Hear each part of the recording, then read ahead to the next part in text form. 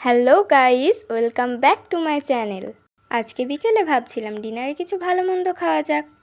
তো মা বলল আজকে চাউমিন আর চিলি চিকেন বানাবো। কিন্তু আজকে তোমাদের আমি শুধু চিলি চিকেনের রেসিপিটা দেখাবো। চিলি চিকেনটা করার জন্য প্রথমেই কড়াইটা গরম করে নিলাম, তারপরে পর্যাপ্ত পরিমাণে তেল দিলাম। তেলটা গরম হয়ে যাওয়ার পর ম্যারিনেট করা মাংসটা আমরা আস্তে আস্তে কড়াইটায় ছেড়ে দিচ্ছি। তো তোমরা নর্মালি মাংসটা ম্যারিনেট যেমন করে করো তেমন করেই করবে, শুধু একটা জিনিস দিতে হবে, কর্নফ্লাওয়ার। কর্নফ্লাওয়ারটা দিলেই কিন্তু ক্রিস্পি হবে খেতে। কড়াইয়ে দিয়ে দেওয়ার পর মাংসগুলো আমরা লাল হওয়া অবধি অপেক্ষা করব। দেখলে ভালোভাবে লাল হয়ে গেছে, এবার আমরা একে একে মাংসগুলো একটা থালায় তুলে নিই। মাংস ভাজা থেকে লোভ না সামলাতে পেরে আমি এক কুচো তুলে খেয়েই নিলাম। এবার চিলি চিকেনের সসটা আমরা প্রথমে সয়া সস এবং তারপরে চিলি সস দিলাম, তারপরে 1 চামচ টমেটো কেচাপ দিয়ে দিলাম।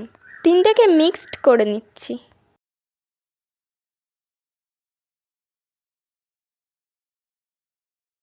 এই দেখো মিক্সড হয়ে গেছে। এখানে কালারটা পুরো অন্যরকম। একই তেলের মধ্যে এবার শুকনো লঙ্কা ফাটিয়ে দিয়ে দিলাম, তার সঙ্গে কাঁচা লঙ্কাও দিয়ে দিলাম ও আদা রসুন দিয়ে সসটা তৈরি করেছিলাম সেটা ঢেলে দিলাম। এবার আস্তে আস্তে ভাজা মাংসগুলো কড়াই দিয়ে দিলাম।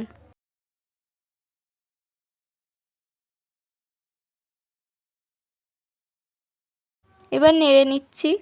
কেটে রাখা পেঁয়াজ দিয়ে দিচ্ছি, আর পেঁয়াজের শেপগুলো কিন্তু এরকমই হবে। এরপর ভালো করে নাড়িয়ে নিয়ে 15 মিনিটের জন্য রেস্টে রাখলাম। ফিরে এলাম 15 মিনিট পর। এবার যেই মশলাটা দিয়ে দেবো সেটা কিন্তু খুবই সিক্রেট, এটাতেই সেন্ট হয়।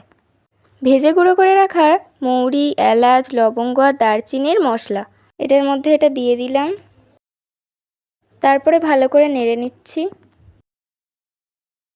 নেড়ে নেওয়ার পর 10 মিনিট কষালেই চিলি চিকেন রেডি। এ দেখো খুব সুন্দর কালার হয়েছে কিন্তু, আর খেতেও কিন্তু অসাধারণ হয়েছিল। তো এই পর্যন্তই থাকুক, দেখা হচ্ছে পরের মিনি ব্লগে। টাটা।